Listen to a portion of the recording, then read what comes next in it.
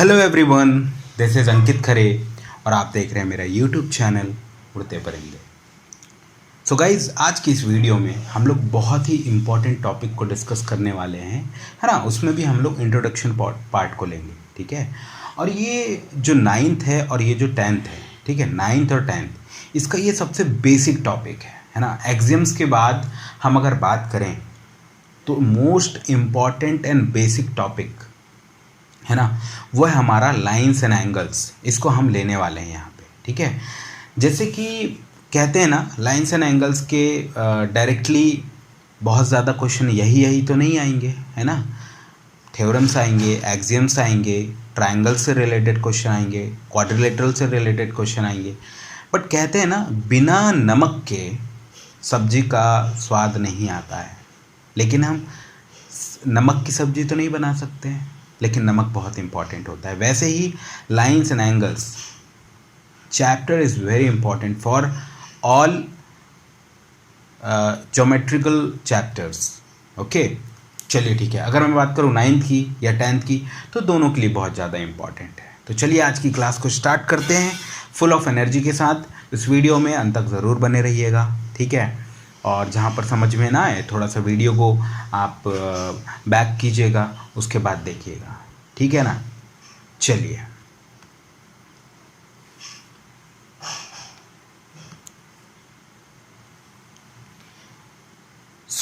आज हम लोग लाइंस एंड एंगल से रिलेटेड बहुत ही बेसिक टर्म को डिस्कस करने वाले हैं, है ना। इवन अगर मैंने लाइन बोला तो लाइन को भी हम समझेंगे, एंगल बोला तो एंगल को भी हम समझेंगे, लाइन सेगमेंट बोला तो उसको हम समझेंगे। रे अगर मैं यूज़ कर रहा हूँ, है ना, लाइट रे आप लोग यूज़ करते हो, सूर्य की किरणें जब आती हैं, है ना, तो उसको सनरेज बोला जाता है इंग्लिश में, है ना।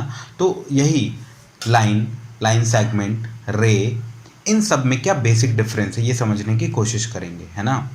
सो लाइन सेगमेंट के बारे में अगर बात करूँ तो a line that has two end point is called a line segment, ठीक है। तो आप यहाँ पर देख पा रहे होंगे, मैं इसको डिनोट करता हूँ पॉइंट ए और ये पॉइंट बी, ठीक है।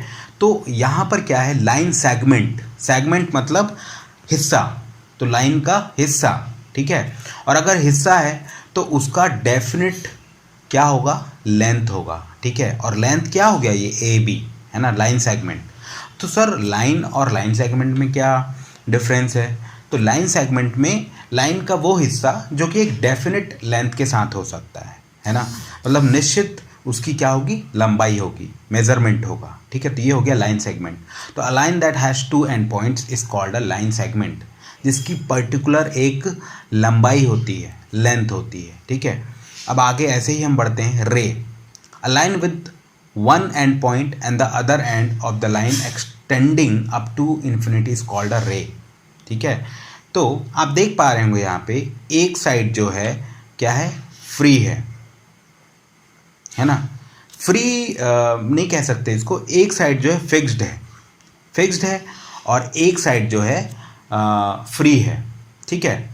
तो आप सन रे को देखेंगे, ये सन एक पॉइंट है ना, और यहाँ से जो रेज आती है, रेज, उसका एक छोर जो है फिक्स रहता है। क्या रहता है, फिक्स रहता है, जहाँ से किरण आ रही है। लेकिन ये डाउनवर्ड डायरेक्शन में, और आप ऐसे देखते होंगे, ऐसे, है ना। लेकिन हम किसको फील कर पाते हैं, जो कि हमारी तरफ आ रही होती है, मतलब डाउनवर्ड की दिशा में, ठीक है। तो एक छोर जिसका फिक्स होता है और एक छोर एकदम फ्री होता है, ठीक है। ऐसा तीर के निशान का जैसा, है ना, उसको क्या बोलते हैं, रे बोलते हैं। A line with one end point, जिसका एक एंड पॉइंट है और दूसरा पॉइंट जो है बिल्कुल इन्फिनिटी तक के फ्री होता है, उसको क्या बोलते हैं, रे। तो आई थिंक आपको समझ में आया होगा।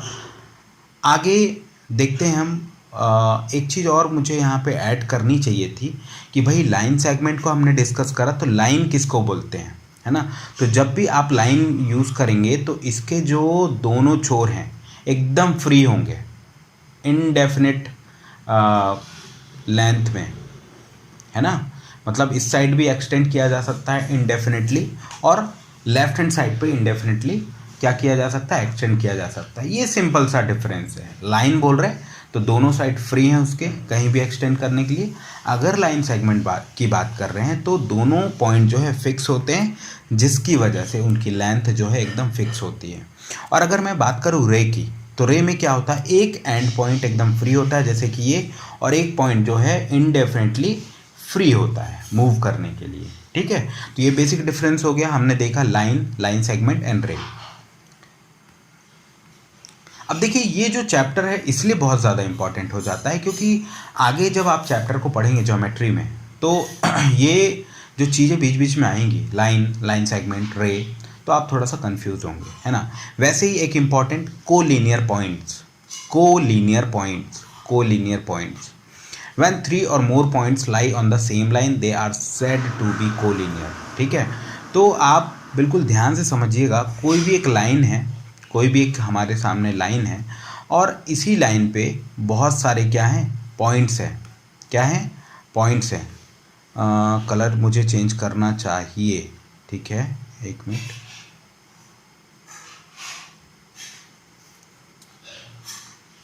ये मैंने कलर चेंज करा, है ना। तो यहाँ पे देखिए ये जो लाइन है, लाइन पे एक पॉइंट ये,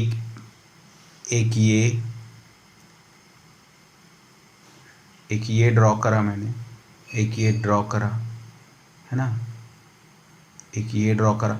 मतलब ये कह सकते हैं हम कि एक ही लाइन में 3 or more पॉइंट्स एग्जिस्ट करते हैं। मतलब एक ही लाइन में 3 और 3 से ज़्यादा पॉइंट जो है लाई करते हैं, होते हैं। ठीक है, उसी को हम क्या बोलते हैं, कोलिनियर पॉइंट्स, है ना। ऐसे पॉइंट जो कि एक सिंगल लाइन में 3 और 3 से ज़्यादा होते हैं, उसको कोलिनियर पॉइंट्स बोला जाता है। ठीक है, मतलब एक लीनियर क्या है, हमारे पास एक लाइन है, ठीक है, और उसमें मोर देन 3 पॉइंट्स हैं, तो उसको कोलिनियर पॉइंट्स बोलते हैं, है ना। उसके बाद नॉन कोलिनियर मतलब क्या होगा, आप आसानी से समझ गए होंगे, मुझे इसको रेड कर लेना चाहिए, है ना। तो नॉन कोलिनियर पॉइंट्स मतलब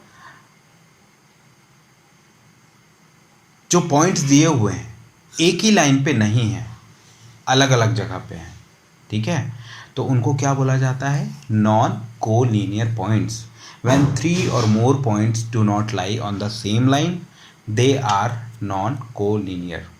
जब आप कोऑर्डिनेट ज्योमेट्री पढ़ते हैं, स्टार्ट करते हैं, तब आपको एक्स एक्सिस, वाई एक्सिस ये फाइंड आउट करने के लिए हम पोजीशन को फाइंड आउट करने की कोशिश करते हैं किसी ऑब्जेक्ट की। ठीक है, तो क्या होता है कि कोई ऑब्जेक्ट एक्स एक्सिस में, वाई एक्सिस में जो हम देखते हैं एक्स वाई में, ठीक है, तो क्या होता है, कई बार हमें बहुत सारे जो है पॉइंट्स दिए रहते हैं, 2 3 4 5 ऐसे करके नंबर्स दिए रहते हैं। ठीक है, तो उनको जब हम देखते हैं तो वो एक ही लाइन पे आ रहे होते हैं, एक ही लाइन पे।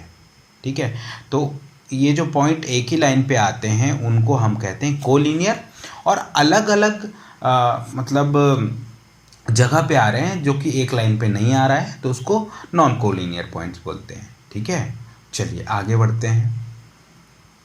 एक मिनट, उससे पहले मुझे थोड़ा सा इंट्रोड्यूस करना चाहिए कि हम पढ़ते हैं क्या, एंगल्स, है ना। एंगल्स कितने टाइप के होते हैं, तो बचपन की बातें हैं, है ना, 5th 4th क्लास से हम लोग एंगल्स को पढ़ाना स्टार्ट कर देते हैं, जिसमें क्या होता है, कुछ एंगल जो हैं 90 डिग्री से कम के होंगे, जैसे कि यहाँ पे आप देख पा रहे होंगे, है ना, 90 डिग्री से कम, जैसे मान के चलिए 70 डिग्री है ना, तो कितना हो गया, ये एंगल जो है 90 डिग्री से कम हो गया। तो जैसे कि 90 से कम है, इसको याद कैसे करें, इसको एक्यूट एंगल बोलते हैं। छोटा मतलब बच्चा, और बच्चा कैसा होता है, क्यूट, तो इसको क्या बोलेंगे, एक्यूट एंगल। ये मेरे याद कराने का तरीका है, आप अपना बेस्ट वे ढूंढ सकते हैं। बच्चा, क्यूट, 90 से कम, एक्यूट एंगल। ठीक है, अब इसका एक मिनट, ये तो हो गया राइट एंगल। इसके अलावा मैं बताना चाहूँगा कनेक्ट करने के लिए, जैसे कि एक्यूट मतलब छोटा बच्चा, 90 से कम, तो उसको अपन ने बोला एक्यूट एंगल, 90 से कम है इसलिए। और ये जो ऑब्ट्यूज एंगल है ना, ऑब्ट्यूज एंगल, इसको मान के चलो मैंने इसको 130 डिग्री मान लिया। 130 डिग्री मतलब मोर देन क्या हो गया ये 90 डिग्री, मोर देन 90 डिग्री, तो इसको क्या बोलते हैं ऑब्ट्यूज। तो एक्यूट का अपोजिट, मतलब मैं याद कराने के लिए बोल रहा हूँ, है ना। छोटा बच्चा एक्यूट 90 से कम है, 90 से ज़्यादा इसको बोलते हैं ऑब्ट्यूज एंगल। क्या ऑब्ट्यूज एंगल, बोलने के तरीके समझिएगा, बड़ा, 90 से बड़ा ऑब्ट्यूज एंगल, ठीक है, मतलब 90 से बड़ा है, ठीक है, तो इसको क्या बोलते हैं ऑब्ट्यूज एंगल। उसके बाद ये सीधे समझ में आ रहा होगा राइट एंगल ट्रायंगल। तो आप जब प्रोटेक्टर से नापते होंगे, है ना, तो ये बिल्कुल ऐसा आपको एक एंगल बनता हुआ मिलता होगा। बहुत सारे एग्जांपल्स खिड़कियों में आप देखते होंगे, है ना, खिड़की हैं, दरवाजे हैं, ब्लैक बोर्ड है, वाइट बोर्ड है ना, टीवी की स्क्रीन है, तो आप बहुत ही बारीकी से देखेंगे तो आपको 90 डिग्री मिलेगा। और 90 डिग्री क्या बोलते हैं, राइट एंगल, सीधा एंगल, ठीक है, 90, ठीक है। इसको हिंदी में समकोण त्रिभुज, समकोण बोला जाता है, इसको समकोण बोला जाता है ना। और ये एक्यूट को न्यून कोण, न्यून मतलब छोटा, छोटा एंगल, छोटा कोण, तो किससे छोटा, 90 से छोटा, है ना। ऑब्ट्यूज इसको अधिक कोण बोला जाता है हिंदी में, तो ऑब्ट्यूज मतलब 90 से ज़्यादा, ठीक है, ये अपन ने देख लिया। अब उसके बाद मैं देख रहा हूँ क्या यहाँ पे, एक रिफ्लेक्स एंगल, मतलब मोर देन 180 डिग्री, क्या मोर देन 180 डिग्री। तो इसको सपोज मैंने इसको 190 ले लिया, 190 तो नहीं, ये ज़्यादा होगा वैसे, 230 डिग्री ले लिया, ठीक है। तो मोर देन 180 डिग्री को क्या बोलते हैं, रिफ्लेक्स एंगल, ठीक है, रिफ्लेक्स एंगल, ठीक है। सो आई थिंक आप लोग 9-10 क्लास के हैं, तो मुझे real life examples picture wise लाने की कोई ज़रूरत नहीं है कि मैं यहाँ पे दरवाजे को लेकर के आ रहा हूँ, फिर उसके बाद क्या कहते हैं विंडोज़ को आपको दिखा रहा हूँ, ऐसा नहीं, ठीक है। आप खुद समझ सकते हैं कि अगर ये ऐसा सीधा बन रहा है ना, 90 डिग्री समझ में आता है, और आप इसको नाप भी सकते हैं, ठीक है। और अगर नहीं आता होगा तो मैं एक शॉर्ट वीडियो में आपको समझाने की कोशिश करूँगा। चलिए, आप लोग को समझ में आ गया होगा कि एंगल कितने टाइप्स के होते हैं, बेसिक, ठीक है। उसके बाद हम देखते हैं एंगल, ये मुझे ऐसा लग रहा है कि स्लाइड जो है थोड़ी सी आगे पीछे हो गई, है ना, बट एंगल को हम देखते हैं। An angle is formed by two rays meeting at a common point and the rays forming the angles are called arms of the angle, ठीक है। क्या समझे इससे, पहले तो इसको समझ लीजिए, ये टू रेज को मिला करके हमने क्या करा, एक एंगल बना लिया। ये क्या बना लिया, एंगल बना लिया, ठीक है। क्या बोल रहा है, an angle is found by two rays meeting, तो ये दोनों जो रे है जहाँ पर मिल रही हैं, है ना, एक कॉमन पॉइंट पे, इसको हम क्या बोलते हैं, वर्टेक्स, है ना। ये टर्मिनोलॉजी आपको याद आने वाली है, मतलब काम में आने वाली है ना, vertex. And the rays forming the angle are called arms of the angle, और ये आपस में क्या कहलाती हैं, आर्म्स, ठीक है, इसको क्या बोलते हैं, आर्म्स, है ना, ठीक है। वर्टेक्स आपको समझ में आ गया कि दो रेज जहाँ पर मीट करती हैं, जहाँ पर मिलती हैं, ये कोना, है ना, सिर्स, इसको क्या बोला जाता है, वर्टेक्स। ओके, आगे बढ़ते हैं।